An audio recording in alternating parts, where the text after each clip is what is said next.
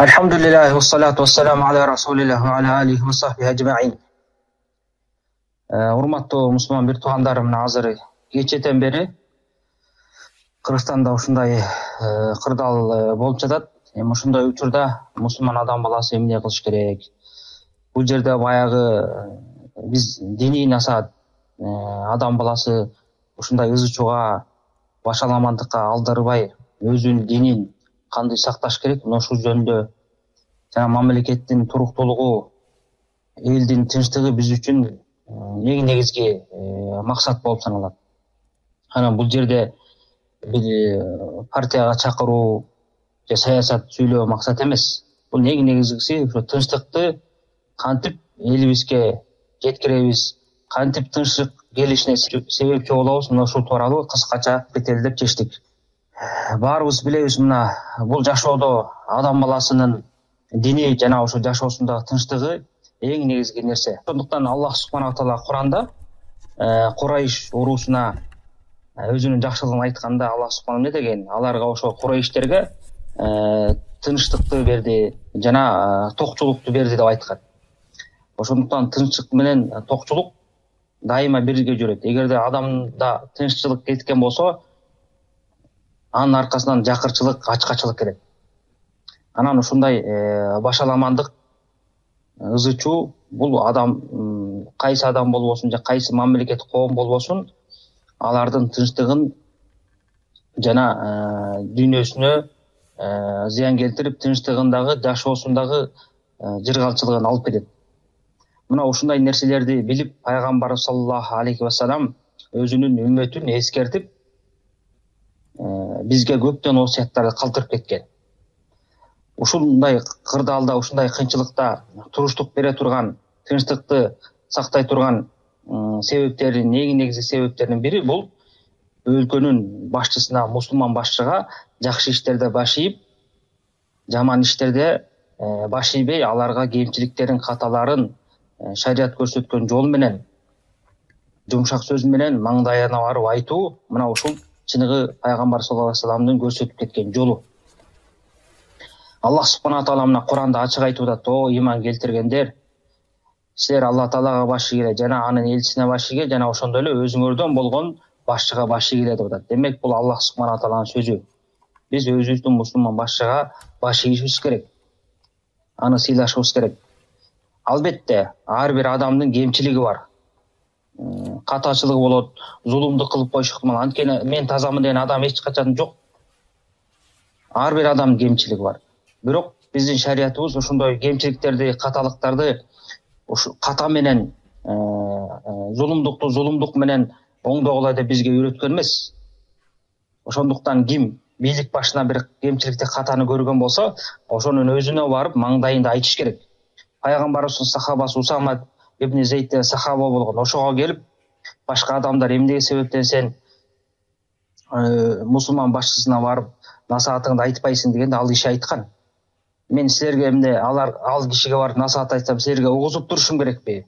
Мен ооба айтам, бирок да өзүм менен анын ортосунда айтам. Мен эч качан бир эшиктин ачылышына себепчи болгум келбейт" деген. Ал эшиктен ошол ызычуунун, фитнанын жана тополоңдун эшиги.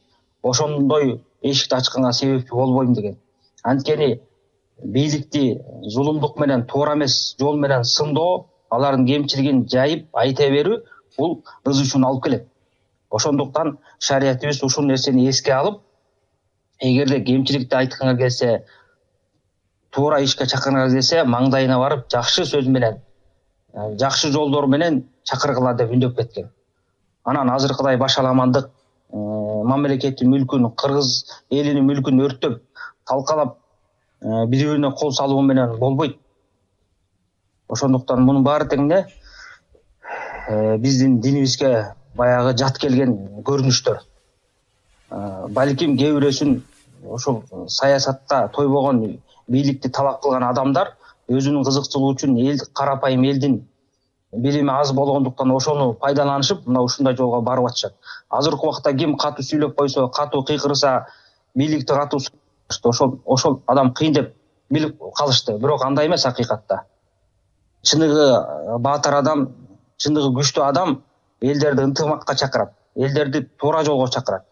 Качан гана ошол адамдар туура жолду тандаган болсо, ошол жакшы максатты ишке ашырганга жардам берет. Мына ошол чыныгы адамдар. Эгерде кимдеген бийликти талап кылып, ошонун аркасында ошол максатка жетиш үчүн карапайым элди жамандыкка түртө берсе, бул эч качан жакшылыкка жетпейт.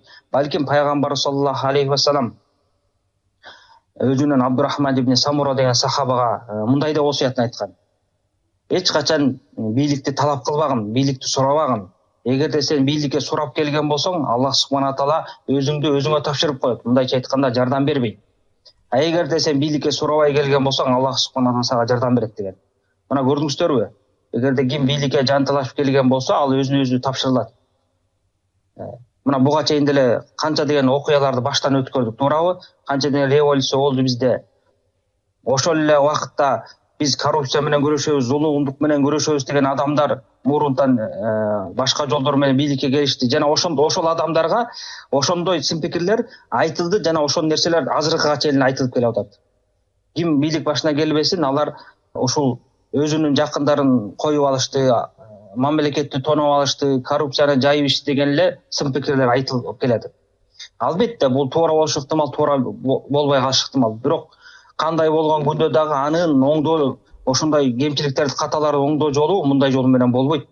Мунун аркасында биздин мамлекет канча деген жылга артка кетип атат.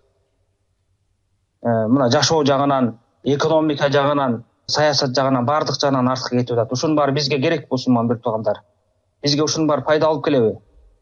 Алып келбейт. Мунун баары бөлүнүп жарылууга, азыр элдер партия болушуп, жамаат болушуп, ар ким өзүнүн кызыкчылыгына иштеп, бөлүнүп жарылуу келип атат. Менин партиям өтсө экен, менин жамаатым бийликке келсе экен деп. Мунун баары бизге кереги жок, урматтуу мусулман бир туугандар. Ошондуктан мен айтайын деген максатым эмне? Өзүбүздүн башыбызга, жалпы элге жана бардык мусулмандарга дуа кылалы, тилек кылалы, Кудай Тааладан сураналы, тынчтык келсин. Мындай ызычууга, башаламандыкка аралашпайлы. Элдер чыгып аттыр, элдер көтөрүлүп аттыр деп бул нерсеге кирип кетпейли. Ар бир мусулман өзүнүн үйүндө Кудай Таалага ибадат кылып, тилегин кылып, дубасын кылып отуруш керек. Бизге эң негизгиси туруктуу бийлик, тынч жашоо керек. Кандай натыйжа болбосун, бизге кандай бийлик орнобосун, ошо бийлиги туруктуу болдубу, биз ошону бийлик деп санап, жакшы иштерде башыйып, жаман иштерде башыйбай, кемчиликтерин туура жол менен эскертип, туура жол менен оңдоого аракет кылабыз. Мына ошол чыныгы мусулмандын жолу, эрежеси. Ошондуктан урматтуу мусулман бир туугандар, бир зулумдукка, бир чоң адашууга, же болбосо тополоңго себепчи болуп калбайлы. Бул дүйнөдө ооба биз ар кандай туура эмес иштерди, жаман иштерди кылып кете беребиз. Балким ушу тополоңдун аркасынан кээ бир адамдар өзүнүн максатына жетиши ыктымал. Бирок ошонун аркасынан канча деген зыянды алып келсе, канча деген зулумдукту алып келсе, Аллах субхана тааланын алдында сөзсүз жооп берет. Анткени ар бир зыян тарткан адамдын акысын ошол адам тепсе атат. Канча адам жаракат алган болсо, же каза болгон болсо, же мамлекет зыян тарткан болсо, ким себепчи болгон болсо, Аллах субхана таала алдында жооп берет. Жана ошондой эле ар бир адам ушуга себепчи болгон, ушундай башаламанды, ушакты, чагымчылды тараткан адам дагы себепчи болот. Ал дагы Аллах субхана таала алдында жооп берет. Балким пайгамбар саллаллаху алейхи вассалам айтат: чыныгы мусулман ким дегенде, чыныгы мусулман ошо башка адамдар ошонун тилинен жана колунан зыян көрбөгөн адам деген.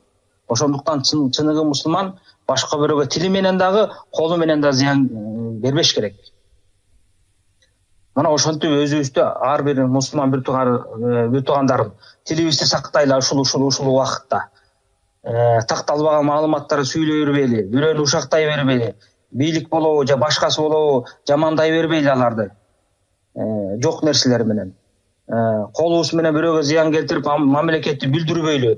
Дүкөндөрдү же башка базарларды же бирөөнүн жеке мүлкүн же мамлекеттин мүлкүн тоноп, аларды талкалап, аларды жараксыз кылып салбайлы. Мунун баары кимге пайда? Эч кимге пайда келбейт. Ошол эле биз ошол нерселерге өзүбүз эле муктаж болобуз. Мына канча деген азыр машинелерди өртөп салды деп кабарлар келип атат. Ошонун баарына эле эртең өзүбүз муктаж болобуз. Ошол эле мүлктөр, машинелер мамлекеттин акчасына, элдин акчасына сатылып келинген мүлк да. аны эми өртөп салдык, талкалап салдык, анын аркасынан өзүбүз зыян тартып атабыз. Ушундай нерсе бизге керекпи?